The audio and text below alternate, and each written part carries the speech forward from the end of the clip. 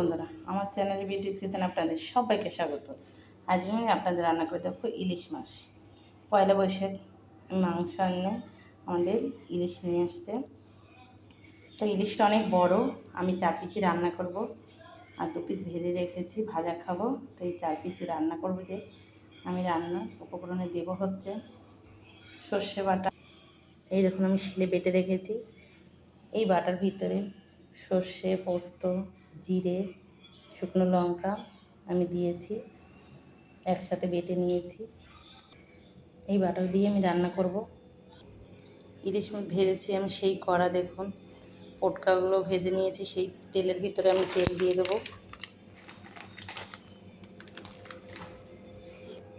তেল দিয়ে দিয়েছি, দেখুন।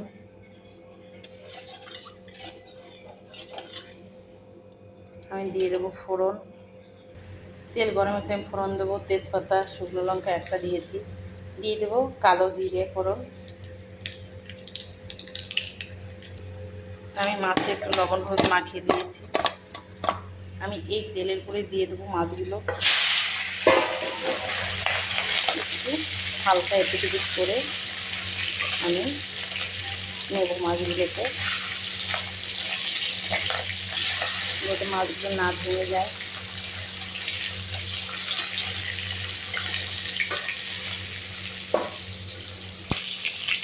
দেখুন মাছগুলো একদম হালকা ভাজা, যেটা বেশি ভাজা ভালো লাগে না।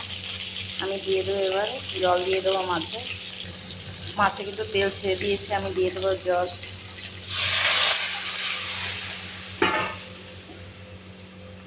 ঝোলে জাল হলে মশলা দিয়ে দেবো।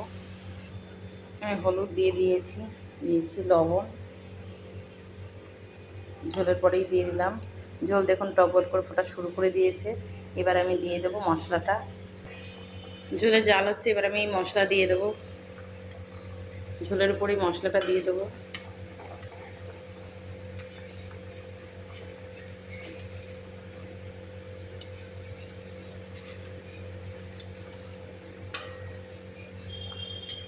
এবার জাল হবে, মশলা দিয়ে ছোলে এবার সুন্দর করে। এই দেখুন ইলিশ মাছের কিন্তু সর্ষে পোস্ত দিয়ে হয়ে এসছে। আমি কিন্তু একটু ঝোল আরও টানবে, গামাখা ঝোল রাখবো। তা আজকে সবাই মাংস খাচ্ছে, কিন্তু আমরা মাংস আনি, আজকে ইলিশ মাছই খাওয়া হবে। ইলিশ মাছটা কিন্তু অনেকটা বড়ই ছিল, রেখে দিয়েছি কি মাছ আমি কিছু। এই দেখুন সর্ষে বাটা দিয়ে হয়ে গেছে। এবার আমি একটু কাঁচা তেল দিয়ে দেবো, আর এই যে কাঁচা লঙ্কা চিড়েছি আমি সেটা উপর থেকে দিয়ে দেবো। আর দিয়ে দেবো এবার কাঁচা তেল, সর্ষের তেল। আমি দিয়ে দিচ্ছি সর্ষের তেল।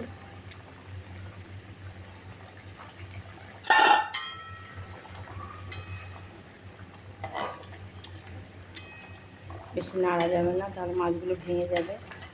এবার আমি গ্যাস অফ করে দেবো, নামিয়ে নেব। এই দেখুন আমি নামিয়ে নিয়েছি সর্ষে পোস্ত পাতাতে ইলিশ মাছের ঝোল। তো আমার রেসিপিটা যদি ভালো লেগে থাকে তাহলে please please please like share comment করতে কিন্তু ভুল করবেন না, আর সাবস্ক্রাইবটা করে দেবেন। জয় গুরু।